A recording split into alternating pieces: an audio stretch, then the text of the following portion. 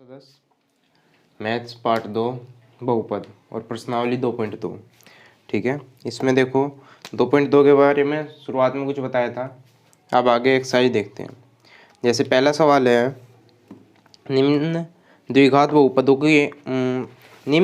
बहुपदों के शून्य ज्ञात कीजिए और शून्य को तथा गुणांकों के बीच के संबंध की सत्यता की जांच कीजिए। ठीक है, जैसे पहला सवाल है x² - 2x - 8। ठीक है, एक बहुपद दे दिया है। ठीक है, इसके हमें पहले तो शून्यक ज्ञात करने हैं। ठीक है, शून्यक। ठीक है, उसके बाद इसके शून्यक और गुणांकों के बीच में जो संबंध है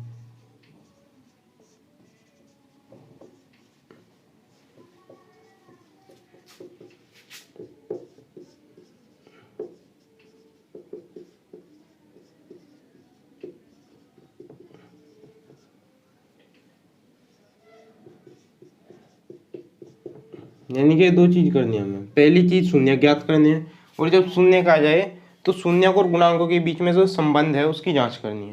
ठीक है, देखो कैसे करेंगे। तो ये हमारा द्विघात बहुपद है। ठीक है, सबसे पहले देखेंगे व्यवस्थित क्रम में है क्या, यानी कि पहले x² वाला, उसके बाद x वाला और उसके बाद बिना x का। ठीक है, पहले से क्रम में है। अच्छा, अब शून्यक निकालने के लिए हमें क्या करना पड़ेगा, इसके खंड करने पड़ेंगे। ठीक है, खंड करने के लिए क्या बताया था कि जो आखिर का पद है यानी कि c और ये x² है इसका गुणांक यानी कि a, यहाँ पे जो भी चीज़ है। ठीक है, यहाँ पे क्या चीज़ है, 1। ठीक है, इसकी और इसकी गुना करके देखो, 8 एकम 8 आ गया। तो अब 8 के ऐसे खंड करने जिसे घटा के या जोड़ के 2 आवे। ठीक है, तो देखो 8 के क्या खंड हो सके, 4 × 2, 4 दूनी 8 और 4 में से 2 गए 2। ठीक है, तो एक खंड आ गया हमारे पास। अब देखो x² को जोगा तू। ठीक है, अच्छा, माइनस को भी जोगा तू। अब 2 को क्या लिखेंगे हम, 4 - 2 लिख देंगे, 4 - 2 और ये सब ब्रैकेट में लिखेंगे। इसके बाद x और -8। ठीक है, ज़्यादा कुछ नहीं किया, केवल 2 को 4 - 2 लिख दिया क्योंकि 4 - 2 भी 2 के बराबर है। ठीक है, उसके बाद क्या किया, x²। अब इस ब्रैकेट को ओपन करेंगे बस, -4 गुना में x है तो -4x, माइनस माइनस प्लस और 2 और फिर x। ठीक है, -8। अच्छा, उसके बाद फिर अब जोड़े बन जाएंगे। जोड़ों में से जो भी कॉमन आ रहा हो कॉमन लेंगे। x कॉमन आ गया इन दो में से, यहाँ पे क्या बचा x, यहाँ पे माइनस, यहाँ से x निकाल दिया तो क्या बचा 4, यहाँ पे प्लस, यहाँ से दोनों में से 2 कॉमन ले लिया, यहाँ पे x, यहाँ पे माइनस और 8 में से जब 2 निकाल दिया तो 4। ठीक है, यहाँ पे निकालने का मतलब है गुना भाग वाला। ठीक है, माइनस नहीं कि 2 निकाल दिया 6 बचेगा। देखो अगर 2 की हम इसमें गुना करें तो 2x 2x और 2 चौक 8, इस तरीके से।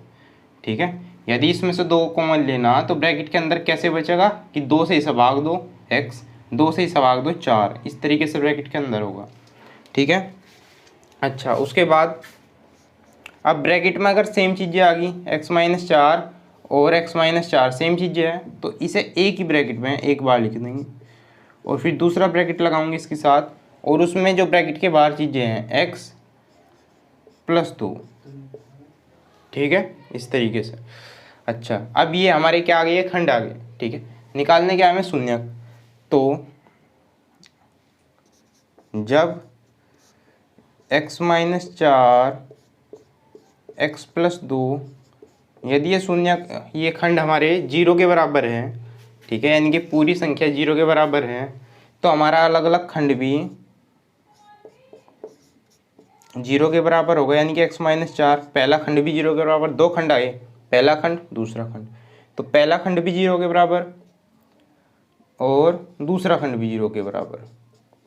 यानी कि या तो 0 के बराबर है या फिर ये वाला 0 के बराबर है, या भी लिख सकते हैं यहाँ पर।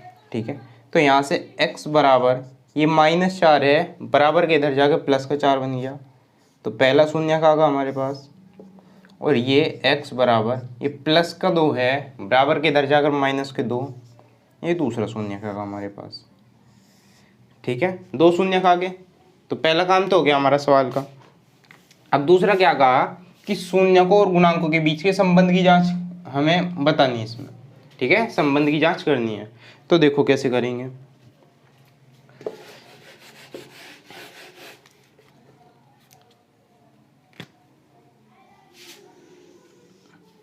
शून्यक तो हमें पता लग गया इसके, शून्यक तो हमें पता लग गया इसके। अब गुणांक देखो, गुणांक क्या हुए, एक तो यहाँ पे हुए ए, यहाँ पे बी और यहाँ पे सी, ठीक है। ए क्या है हमारा 1, बी क्या है हमारा जो x का गुणांक है, ठीक है, x का गुणांक क्या है -2, इसके साइन के साथ लिखेंगे। b जो है -2 और c क्या है हमारा अचर पद, यानी कि जो लास्ट में बचा, ठीक है, बिना x वाला, तो ये -8। हमेशा साइन के साथ ली जाएगी चीज़ें, ठीक है। ये गुणांक हो गए, शून्य कह रहे। अब इनकी हमें जांच करनी है। जांच कैसे करेंगे, हमें पता था दो संबंध थे इनके बीच में, क्या, एक तो शून्यकों का योगफल,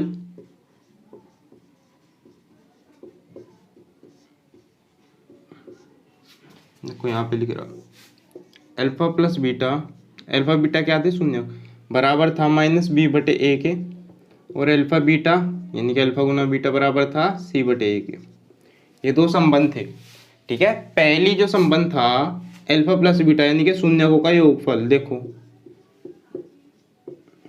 शून्यकों का योगफल क्या है, शून्य एक तो 4 है और एक प्लस -2 है। ये प्लस कहाँ से आया, योगफल की वजह से, ठीक है, क्योंकि जोड़ना है दोनों को, और एक 4 है एक -2 है, ठीक है। तो क्या आ गया हमारा 4 + -2 यानी कि 2 आ गया, ठीक है। लेकिन हमें दिखाना किस रूप में है, -b/a के रूप में, ठीक है। तो इसमें से क्या करेंगे हम, -1 बाहर निकाल देंगे, ये हमारा 2 है, ठीक है, नीचे कर दूँ।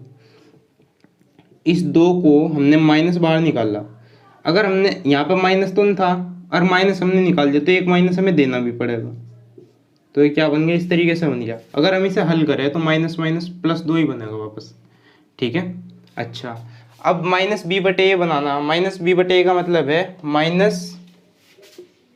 माइनस तो ये जो फॉर्मूले में है माइनस, और b क्या है हमारा -2 और a क्या है हमारा 1, ठीक है। तो बराबर, अगर मैं इसके नीचे 1 लिख दूं तो कोई फर्क पड़ेगा क्या, किसी के बटे में 1 रख दो उससे कोई फर्क नहीं पड़ता, ठीक है। तो अब देखो ये हमारा क्या बन गया, बराबर, ये माइनस तो बाहर ऐसे ही रहने देंगे, -2 क्या है b और b क्या है x का गुणांक, ठीक है, -x का गुणांक और बटे में एक क्या है हमारा a यानी कि x² का गुणांक, a क्या हो रहा है x² का गुणांक, ठीक है। ये चीज हमारी पहला संबंध तो हमारा सिद्ध हो गया, ठीक है, सिद्ध हो गया या फिर हमने इसकी जांच कर दी, ठीक है। अच्छा, अब दूसरा देखो, अब शून्यकों का गुणनफल,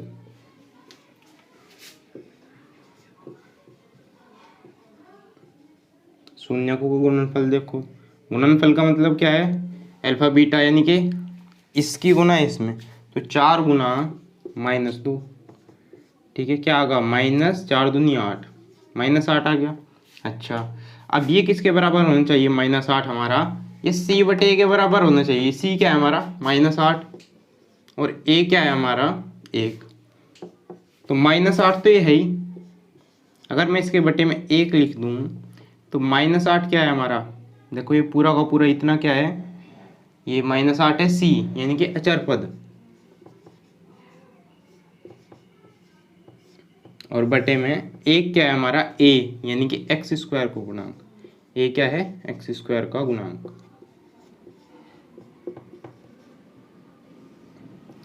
ठीक है। बस ये सवाल इस तरीके से होगा। आधा काम तो इसमें यह है कि इनके पहले शून्य निकाल लिए, यहाँ तक तो हमारा आधा सवाल हो गया। दूसरा पार्ट इसका ये है कि इसके शून्यकों का योगफल और शून्यकों का गुणनफल, ये और गुणांकों के बीच में जो संबंध है उसकी हमें जांच करनी है, ठीक है। वो इस तरीके से जांच कर दी। ठीक है, एक दो सवाल और करेंगे तो अपने आप प्रैक्टिस हो जाएगी।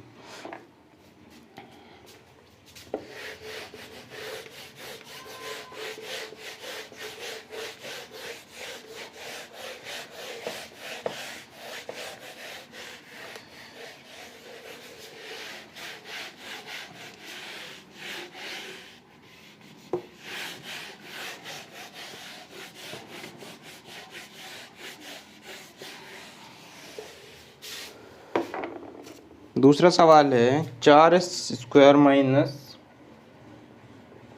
4s² plus 1। ठीक है, अच्छा अभी इसे हल करना है। इसमें भी सेम काम करना है, पहले शून्य ज्ञात करने हैं और उसके बाद शून्यक और गुणांकों के बीच में संबंध की जांच करनी है। ठीक है, तो चलो इसके भी पहले शून्यक निकालने के लिए हमें खंड करने पड़ेंगे। तो खंड कैसे करेंगे, पहले से व्यवस्थित क्रम में, पहले s² फिर s फिर बिना s वाला। ठीक है, s और x से कोई खास अंतर नहीं है इनमें, ये भी हमारा चर है, ये भी हमारा चर है, ये भी एक ही चर में है क्योंकि यहाँ भी s है यहाँ भी s है। ठीक है, तो इससे ज़्यादा फर्क नहीं, जहाँ पहले हम x लिखे थे इस बार s लिख देंगे। ठीक है, चलो तो a तो हमारा हो गया 4, b हो गया -4 और c हो गया 1। अगर इसे अलग अलग लिखना भी चाहो तो लिख लो, कोई बात नहीं। a हो गया हमारा 4, b हो गया जो s के साथ है -4 और जो c हो गया हमारा वो हो गया 1। ठीक है, अच्छा अब देखो a की और c की गुना करके देखो, 4 एकम 4। ठीक है, 4 के ऐसे खंड करने हैं जिन्हें जोड़ के या घटा के 4 आ जाए। ठीक है, 4 के ऐसे खंड करो जिन्हें जोड़ने के बाद या घटाने के बाद 4 आ जाए। तो एक तो 4 एकम 4 है, ठीक है, एक 2 दूनी 4 है। तो 4 और 1 को घटा के या जोड़ के अगर जोड़े तो 5 आ जाए और घटावे 3 आ जाए। 4 तो नहीं बना कोई से में भी। अब 2 और 2 को अगर जोड़े तो 4 बन जा और 2 दूनी 4 भी हो। ठीक है, तो ये हमारे खंड आ गए।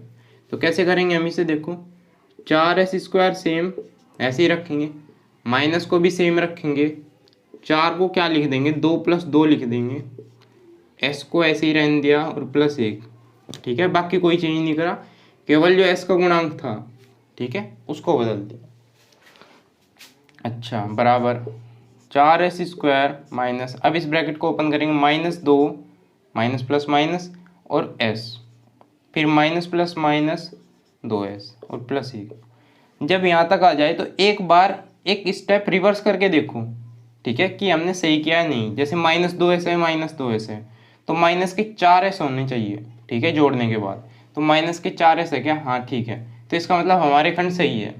ठीक है, चलो आगे। अब फिर से जोड़े बनाओ और जोड़ों में से जो कॉमन आ रहा वो निकाल लो। जैसे इसमें 2 भी है, यहाँ भी 2 है, यहाँ भी 2 है, यहाँ s भी है और यहाँ भी है, तो 2s कॉमन निकाल दिया हमने इसमें। यहाँ पे क्या बचा, एक तो 2 बच गया, ठीक है, और एक s बच गया। फिर माइनस 2s में से 2s हमने निकाल दिया तो 1 बचा, 0 नहीं बची, 1 बचा। फिर यहाँ से माइनस, ठीक है, अब इसमें से कुछ भी कॉमन नहीं आ रहा तो केवल माइनस कॉमन लेंगे, और जब कुछ भी कॉमन नहीं आ रहा तो 1 भी लिखेंगे, खाली माइनस नहीं लिखेंगे। ठीक है, तो यहाँ पे क्या बचा 2s, क्योंकि माइनस तो हमने निकाल दिया, और प्लस में से भी अगर हमने माइनस निकाल दिया तो यहाँ पर माइनस यानी कि साइन चेंज हो जाएगा। ठीक है, अच्छा उसके बाद अब ब्रैकेट में देखो सेम चीज़ें आ गई, 2s - 1 2s - 1, तो इसे तो लिख दो एक बार 2s - 1। फिर अगले ब्रैकेट में जो बाहर है चीज़ें 2s और -1, फिर इसे लिख दो। ठीक है, ये आ गया हमारे खंड। ठीक है, अब लिखेंगे जब दोनों खंड यानी कि 2x - 1 और 2x - 1 बराबर है 0 के, तो 2s - 1 बराबर 0 या 2s - 1 बराबर 0। ठीक है, इस तरीके से होगा। अच्छा उसके बाद यहाँ से देखो 2s बराबर, ये -1 है, बराबर के इधर जाके प्लस का 1 हो जाएगा, या 2s - 1 है, बराबर के इधर जाकर प्लस का 1 हो जाएगा। ठीक है, उसके बाद फिर यहाँ से क्या होगा,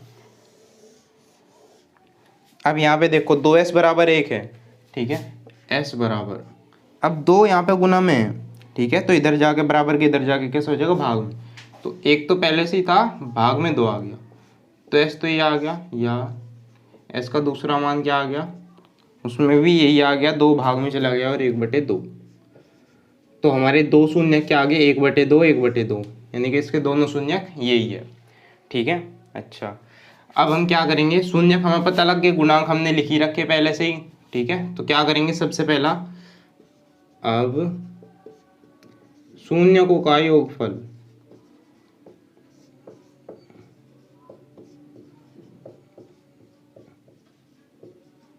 ठीक है, शून्यकों का योगफल क्या हो गया, देखो शून्य कौन कौन से, एक तो ये और एक ये, यानी कि 1/2 प्लस 1/2।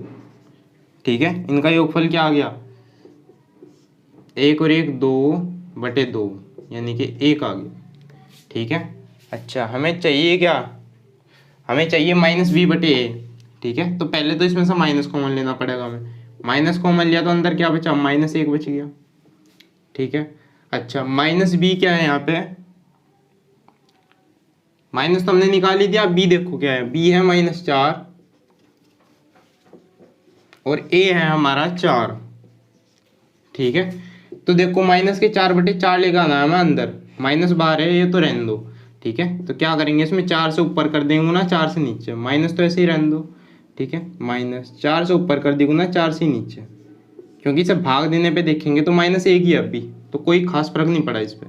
ठीक है, तो ये आ गया, और यही हमारा क्या बन गया, इस माइनस को ऐसे ही रहने देंगे, लेकिन ये माइनस का 4 क्या है, b, यानी कि s का गुणांक, x का नहीं s का, क्योंकि इस बार सवाल में क्या है हमारा s, फिर बटे में जो 4 है हमारा, 4 क्या है a, यानी कि s² का गुणांक। अगर आप यहाँ नहीं देखना चाह रहे तो डायरेक्ट यहाँ देखो, -4 क्या है s का गुणांक, और +4 क्या है हमारा s² का गुणांक। ठीक है, तो एक चीज़ तो हमारी सिद्ध होगी। ठीक है, उसके बाद दूसरी देखो, और शून्यकों का गुणनफल, शून्यकों का गुणनफल कैसे देखेंगे, 1/2 गुना 1/2, यानी कि 1/4 आ गया, 1 की गुना 1 में कर दी, 2 की गुना 2 में कर दी, 1/4 आ गया। अच्छा, हमें चाहिए c/a, क्या है 1 और बटे में 4, ये तो पहले से 1/4 दिख रहा हमें, तो कुछ भी ऊपर नीचे बराबर करने की जरूरत नहीं, तो लिख देंगे 1 है, 1 को क्या लिखेंगे हम c, यानी कि चरपद, और बटे में 4 को क्या लिखेंगे s² का गुणांक।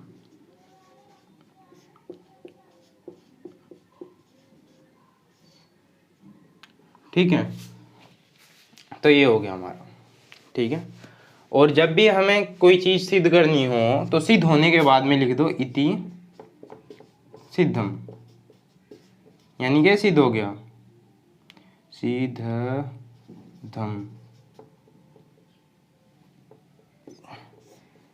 ठीक है, या इस तरीके से लिखो।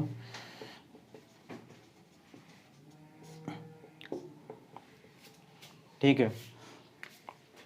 अच्छा, ऐसे ही हमारा सवाल नंबर 3 है, 3 में देखो क्या करेंगे,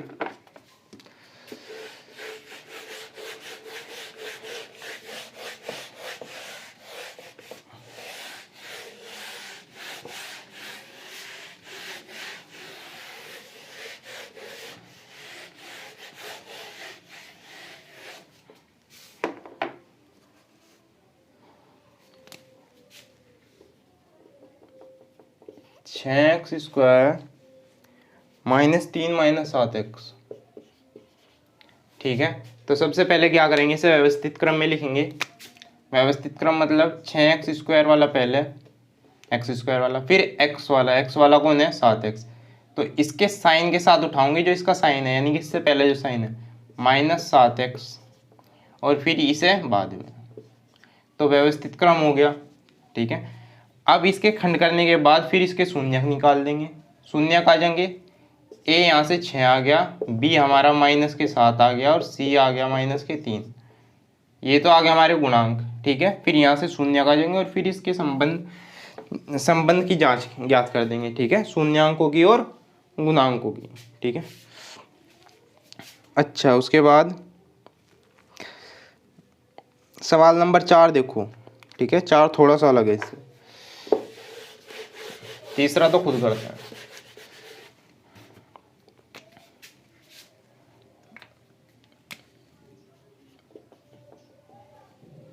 चार यू स्क्वायर प्लस 8u।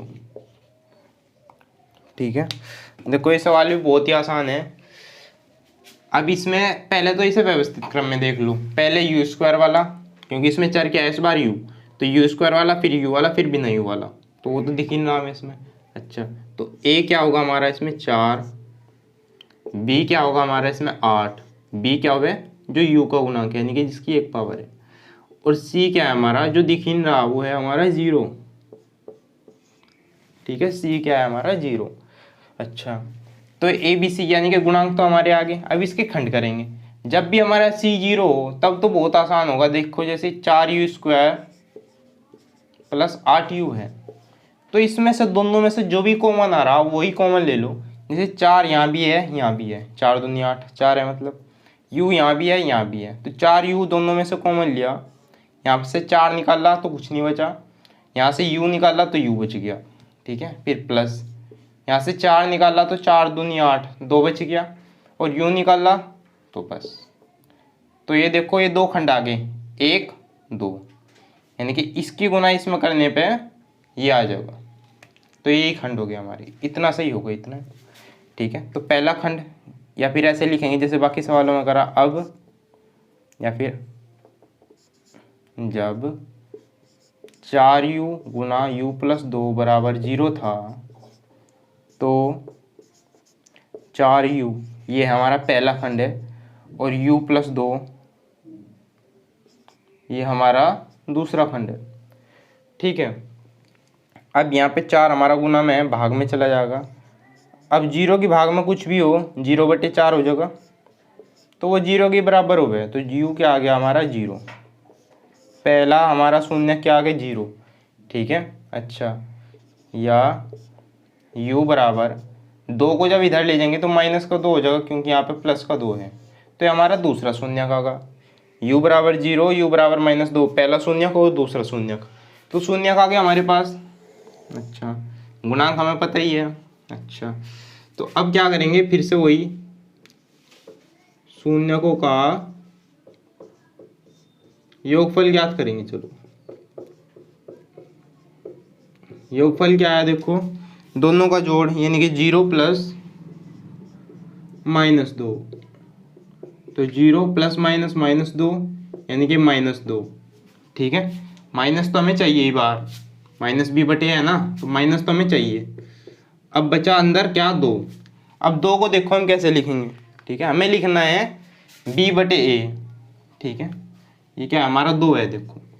ठीक है, इस 2 का हमें क्या बनाना पड़ेगा, b/a यानी कि 8/4 बनाना पड़ेगा। 8/4, इस 2 की जगह क्या होना चाहिए 8/4। तो अगर हम इसमें 4 से ऊपर गुना कर दे, 4 से नीचे गुना कर दे, कोई फर्क तो नहीं पड़ा, क्योंकि हमने केवल 1 से ही गुना करी। 1 से मतलब 4 से 4 को काटेंगे तो 1 ही बचेगा, यानी कि 1 से गुना करे पे तो वही संख्या रहेगी जही में गुना करी। तो 4 से ऊपर नीचे गुना करने पर, या फिर ऐसे बोल सके, किसी संख्या में सेम संख्या की ऊपर नीचे गुना करने पर उस संख्या पे कोई फर्क नहीं पड़ता। ठीक है, उसका मान बराबर है। तो ये क्या हो जाएगा, माइनस तो बाहर है ही, 4 दूनी 8, ऊपर तो 8 आ गया, और नीचे 4 एकम 4, क्योंकि इसके बटे में 1 है। समझे क्या बात, सीधे सीधे क्या बोला कि इसमें 4 से ऊपर नीचे गुना कर दी, 4 दूनी 8 और नीचे का 4। ठीक है, अच्छा, और ये माइनस तो बाहर है ही। 8 क्या है हमारा, देखो यहाँ पे u का गुणांक, u का गुणांक, और बटे 4 क्या है हमारा u स्क्वायर का गुणांक। तो हो गया सीधे, तो क्या शून्यकों का योगफल किसके बराबर है, -u का गुणांक बटे u स्क्वायर का गुणांक। ठीक है, अच्छा, ऐसे ही शून्यकों का गुणनफल देख लो। शून्यकों का गुणनफल देख लो, इसमें क्या चीज़ है, गुना करनी पड़ेगी, 0 गुना -2, 0 गुना -2, तो 0 की गुना किसी में भी कर दो तो 0 ही होगा। ठीक है। अच्छा, यहाँ पे हमें लाना क्या था, C/A। ठीक है, C/A का मतलब है, C/A का मतलब है 0/4। ठीक है, ये तो है 0/4, तो 0 के बट्टे में तो कुछ भी हो वो 0 ही रहे, 4 लिख दो इसके बट्टे में, कोई फर्क नहीं पड़ना। या फिर तुम करना चाहो तो 4 से ऊपर नीचे गुना कर दो। ठीक है, अगर दिखाना ही है तुम्हें पूरे तरीके से है तो इस तरीके से कर दो, 4 की गुना ऊपर करी तो 0 ही और नीचे 4, इस तरीके से हो गया। और 0 को हमने क्या लिख दिया, जो कि 0 है अचर पद, और बटे में 4 क्या है हमारा, u² का गुणांक।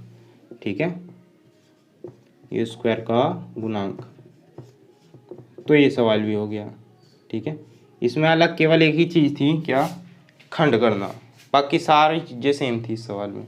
ठीक है, चलो अब है सवाल नंबर 5। ठीक है, ये भी थोड़ा सा अलग है।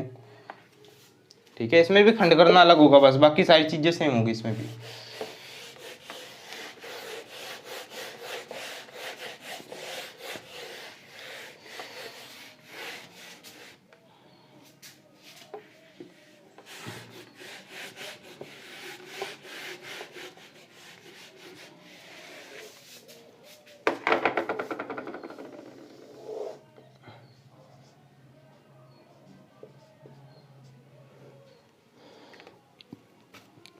t² - 15,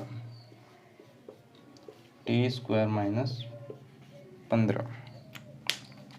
ठीक है, अब देखो इसमें t² दिख रहा है, यानी कि जो हमारा चर है इसमें वो है t, तो t² तो आ रहा है, t वाला नहीं है इसमें, t² वाला है और बिना t का है, तो t वाला नहीं है इसमें केवल। ठीक है, तो इसका मतलब क्या है कि ये t² माइनस जो हमारा t वाला था उसको गुणांक 0 है, 0 गुना t -15, ये इस तरीके से है। ठीक है, अच्छा ये तो केवल दिखाने के लिए था, तो इसका मतलब a क्या है हमारा, जो t² के साथ है, t² के साथ क्या है जो दिख नहीं रहा, 1। अच्छा, t के साथ क्या है, यानी कि b क्या है हमारा, 0, -0 लिखो या +0 कोई फर्क नहीं पड़ता, 0 ही होगा वो हमेशा। ठीक है, और c क्या होगा, -15। ठीक है, a 1, b 0 और c -15। ठीक है, यहाँ पे हमने -0t लिखा तो यहाँ प्लस भी लिख सके, ये मत पूछो कि 0 ये माइनस कहाँ से आया। ठीक है, तो a आ गया, b आ गया, c आ गया। ठीक है, अच्छा अब इसके खंड करने हैं उससे पहले हमें, तो t² - 15 है जैसे। ठीक है, तो एक फॉर्मूला पढ़ा होगा आपने छोटी क्लासों में,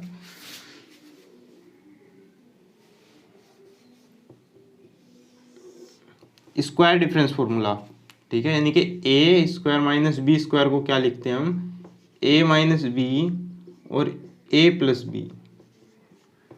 ठीक है, यहाँ पे सारा a में ही है तो x y में कर दो इसे, या m में कर दो, m-n² बराबर m-n गुना m + n। यानी कि यदि दो चीज़ों के वर्गों का अंतर दिखा रखा है, ये दो संख्याओं का वर्ग है और उसका अंतर यानी कि बीच में माइनस है, तो इसे हम क्या लिख देंगे, m-n, यानी कि दोनों संख्याओं का अंतर और दोनों संख्याओं का योग और फिर उनकी गुना। ठीक है, इसके बराबर होगा।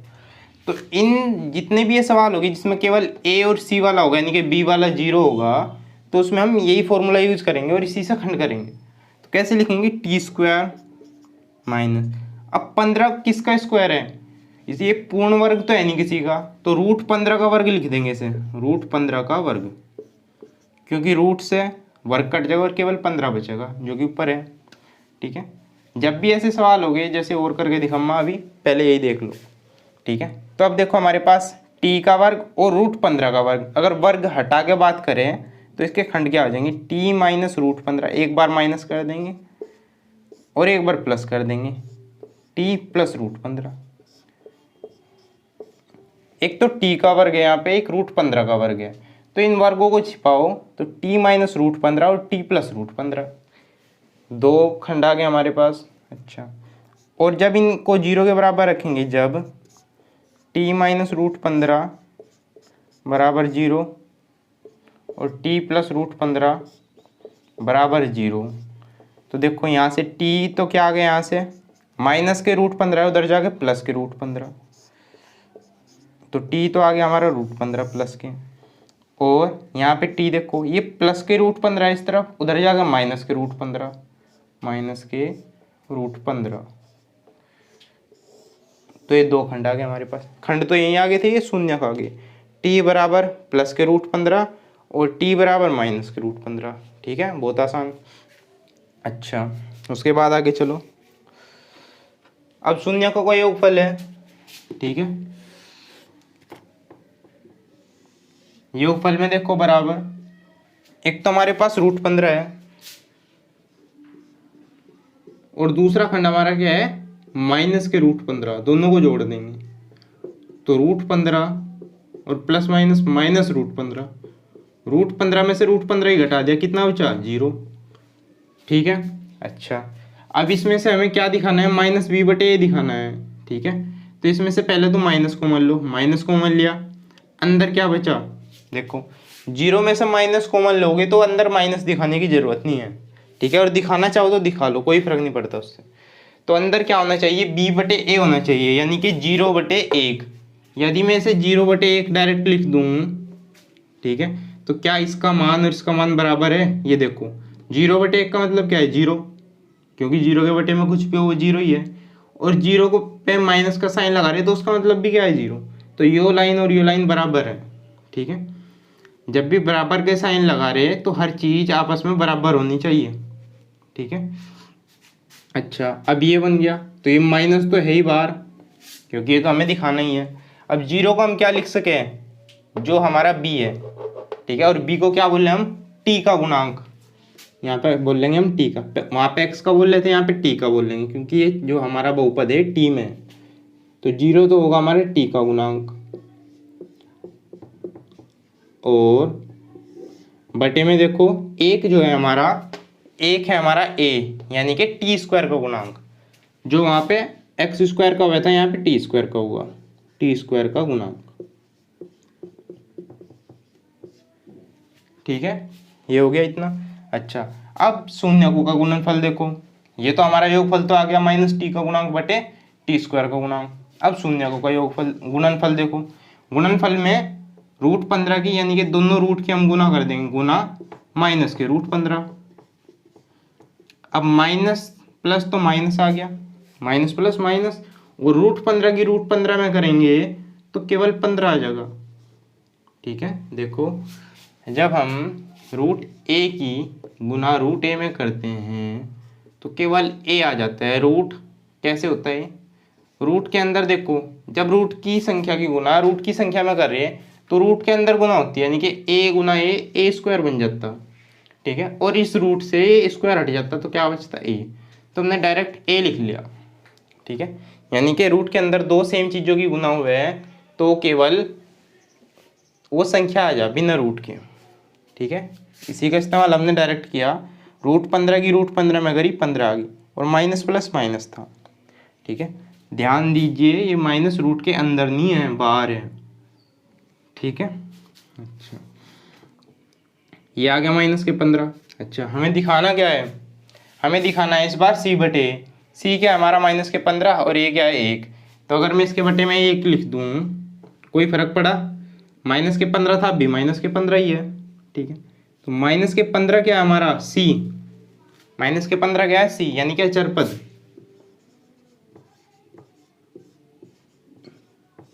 बटे में एक क्या है हमारा, एक है a, यानी कि t² का गुणांक।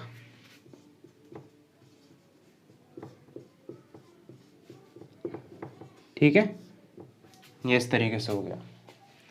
तो ये बहुत ही आसान सवाल, केवल इसमें फर्क किस चीज का है, केवल इसमें खंड करने का फर्क है। ठीक है, और रूट देख के घबराना नहीं है, रूट वाले भी इतने ही सिंपल है जितने बाकी। ठीक है, चलो छठा सवाल है, 3x² - x - 4। ये भी बिल्कुल ऐसे ही है, मतलब इसके जैसा नहीं, बाकी के जैसा। अच्छा, इसके बेस पे और एग्जांपल देखो एक बार, इसके जैसे और आगे तो खंड कैसे करें। जैसे टी स्क्वायर माइनस 15 था ये तो। यदि होता ए स्क्वायर माइनस 16, ठीक है, तो क्या करते हैं हम, ए स्क्वायर माइनस 16 तो किसी का परफेक्ट वर्ग है, यानी कि पूर्ण वर्ग है किसी का, किसका, 4 का। तो ए स्क्वायर माइनस 4 स्क्वायर लिख सके हम इसको, और इसके खंड करने फिर क्या हो जाएगा, ए माइनस 4 और ए प्लस 4। ठीक है, यदि किसी का पूर्ण वर्ग है तो ऐसे करेंगे। जैसे एक और डी स्क्वायर माइनस 64 है, ठीक है, तो इसको हम डी स्क्वायर माइनस 64, 8 का वर्ग है, डी स्क्वायर माइनस 8 स्क्वायर लिख दिया। तो इसको भी हम डी माइनस 8 और डी प्लस 8, दो खंड हो गए इसके भी, ठीक है। अच्छा, लेकिन यदि कोई परफेक्ट वर्ग नहीं है, पूर्ण वर्ग नहीं है, जैसे पी स्क्वायर माइनस 37, ठीक है, 37, 38, 39 कुछ भी ले लो जो पूर्ण वर्ग नहीं है, ठीक है, तो उसको कैसे करेंगे हम, पी स्क्वायर माइनस 37 को रूट 37 का वर्ग लिखेंगे। अब वर्ग तो बन गया, ये पी का है और ये रूट 37 का, तो एक बार पी प्लस रूट 37 कर देंगे और एक बार पी माइनस रूट 37 कर देंगे, ठीक है। इस तरीके से ये खंड हो गए। देखो कितने छोटे से खंड हो गए। फिर यहाँ पे बराबर जीरो के रख के शून्य आ जाएंगे, फिर ये इनके संबंध की जांच कर लेंगे, ठीक है। चलो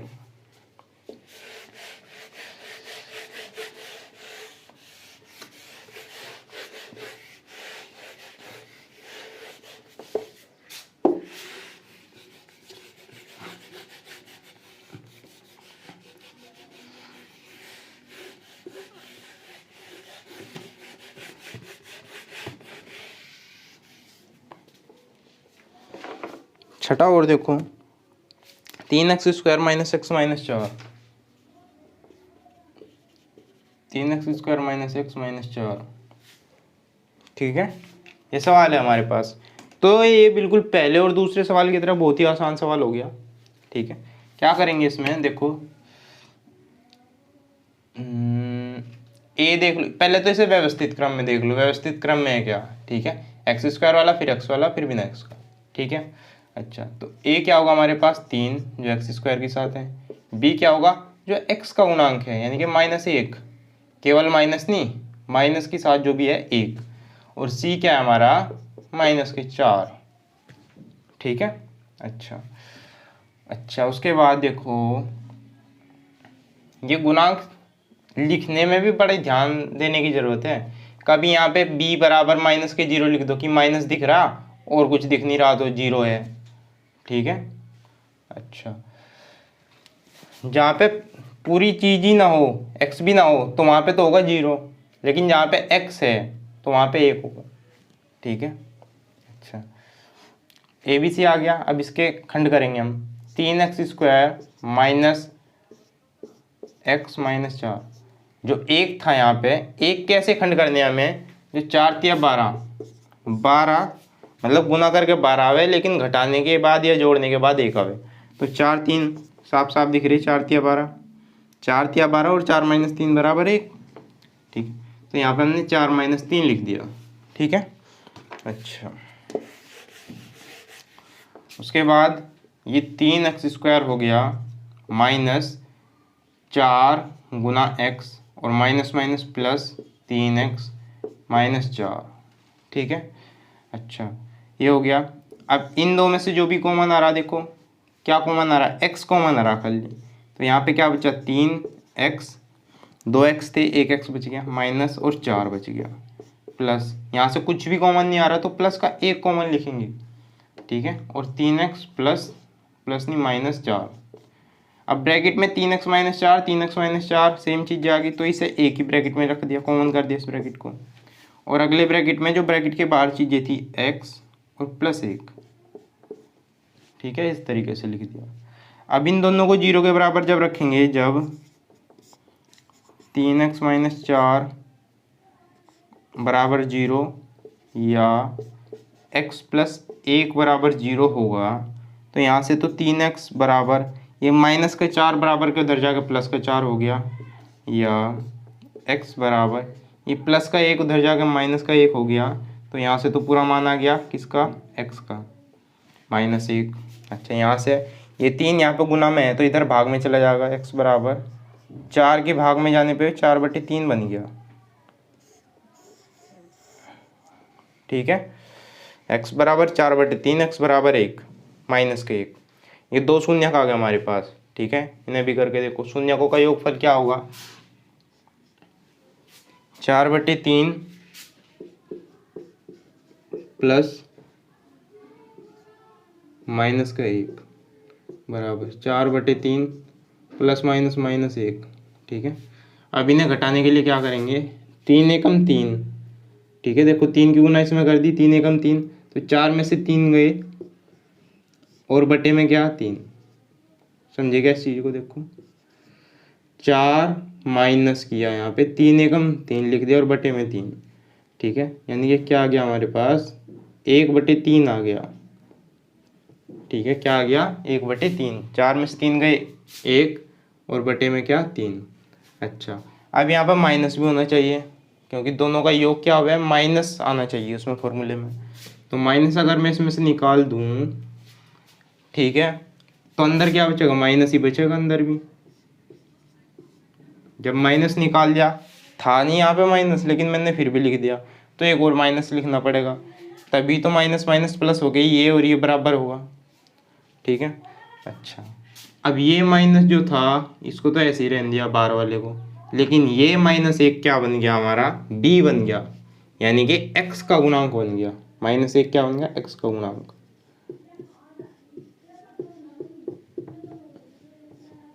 बटे और 3 जो है हमारा क्या बन गया, a बन गया, यानी कि x² का गुणांक।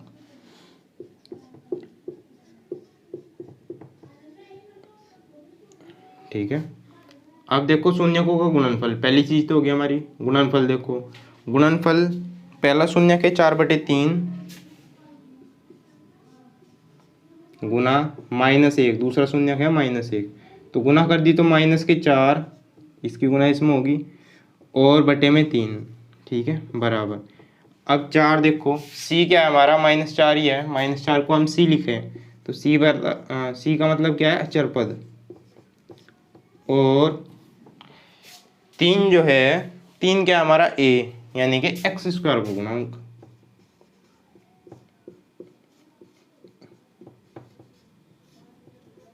ठीक है, तो इस तरीके से सवाल भी हो गया, ये सिद्ध हो गया अचर पद बटे x² का गुणांक। ठीक है, और लिख देंगे इतनी सिद्ध।